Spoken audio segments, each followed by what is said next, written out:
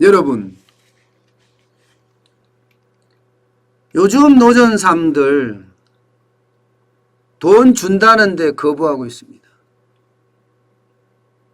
더불어민주당이 4월 7일 보궐선거를 앞두고 노점상에게도 50만 원씩 주겠다 이렇게 선언을 하면서 재난지원금을 책정을 했습니다.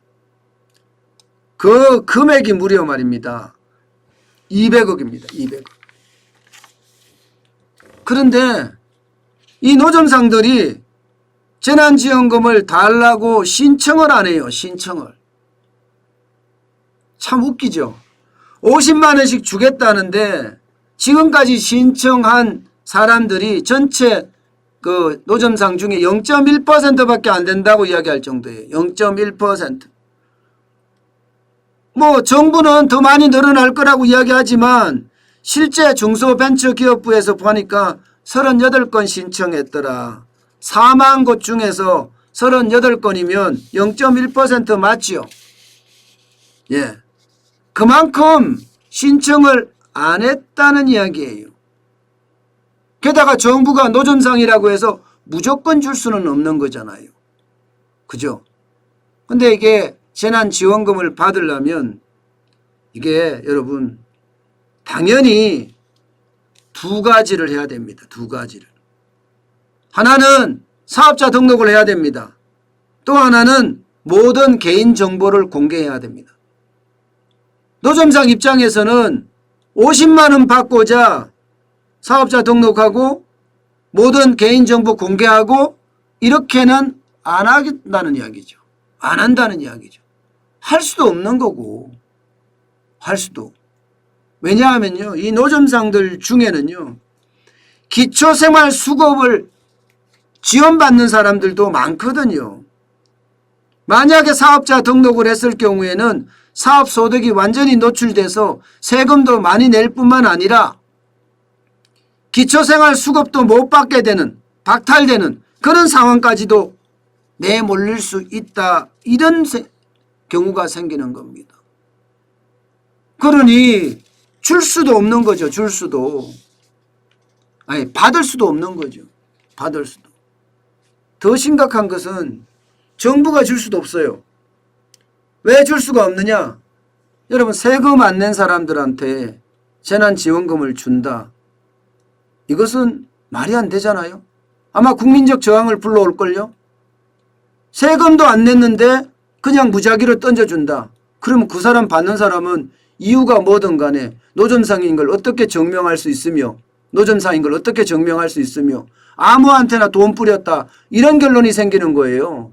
그렇기 때문에 등록을 해야지 줄 수 있고 예. 노점상들은 등록을 하면 3번 노출이 다 되기 때문에 하기 싫다. 이렇게 나오는 거죠. 이게 여러분 지금 문재인 정부의 민낯입니다. 민낯. 사실 법적으로나 이게 될 수가 있는 게 아니잖아요. 될 수가 있는 게.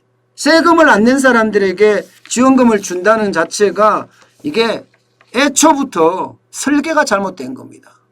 설계가. 줘야 되죠.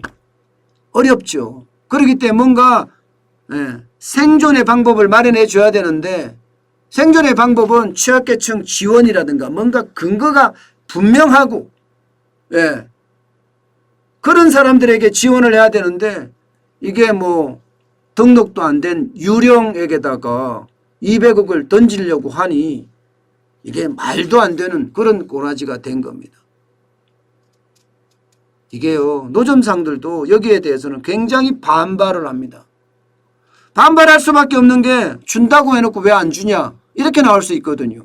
게다가 노점상들 입장에서는 등록을 해야 되니까 사업자 등록도 해야 되고 개인정보도 내놔야 되니까 여기에 대한 문제점도 굉장히 따르게 되는 거죠.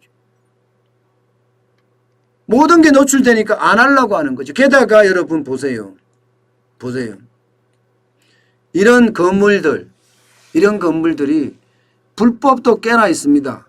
불법도. 이것도 또 크게 문제가 되는 거야. 이것도. 사업자 등록을 하고 개인정보를 등록을 하게 되면 이게 불법이라면 이게 관할 구청이나 아니면 주민센터에서 나와서 이거 막 때려 부십니다. 다 싣고 가요 이거. 예. 그거 뻔히 아는데 노점상들이 할 수가 있겠어요?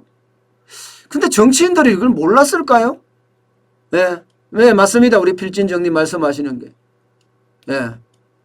지금 상황이 그런 상황이라는 거예요. 예. 제대로 따져보지도 않고 표가 된다고 생각하니까 그냥 뿌렸던 게 문제가 되는 겁니다. 그냥 뿌렸던 게. 이게 이제 갈등 요소가 계속 될 겁니다. 아마. 계속 이렇게 되면 지자체는 고소고발, 과태료, 심지어 노점상들 통제까지도 할 수 있다. 이런 우려까지 나오거든요. 노점상들 통제까지도. 그러니 노점상을 지원한다는 자체가 이미 잘못된 발상인데 말을 꺼냈으니 지원은 해야 되겠고 지원을 하자니 근거는 없고 아마 진퇴양난일 겁니다. 진퇴양난. 이거 그냥 뿌렸다가는 난리 날 거고. 모든 게 여러분이나 제가 인정하는 것처럼 원칙이 통하는 사회가 돼야 되거든요. 원칙이 잘 통해야지. 예. 여기에서 융통성이 나오고, 예. 융통성이 나오면 또 변화가 일어나거든요.